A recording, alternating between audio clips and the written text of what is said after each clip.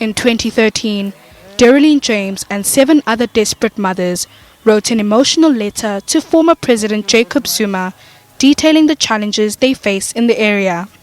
On a visit to the crime and drug-ridden Eldorado Park, Zuma assured the community there will be action.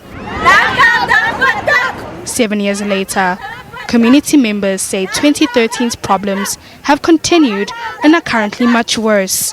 Verosa Tremel lost both her sons to drugs. My son was murdered 2 years ago, drug-related as well. They were gambling and a few of his friends went to buy drugs. They had a drug, whatever you might call it. And eventually the next day we looked for him, we couldn't find him, and we found him under the bridge in Eldorado Park. My second son, 6 months after my first son died exactly of drugs. He had an overdose. Now raising her grandsons, she fears they may also suffer the same fate. Verosa joined Darylene James and others in confronting alleged drug dealers.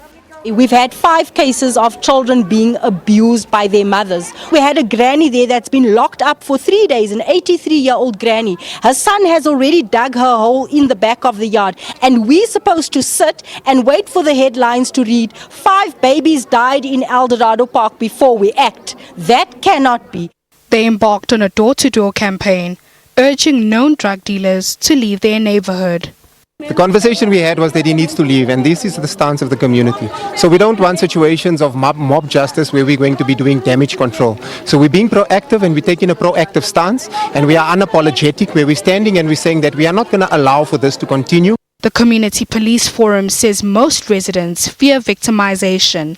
Most of the community don't actually want to come out because they fear their lives, especially with the drug dealers, the drug lords. Activists vow to continue serving notices and cleaning up Eldorado Park, even without assistance from authorities. They say the operation will continue throughout the week. Nasipho Mncube, SABC News, Eldorado Park.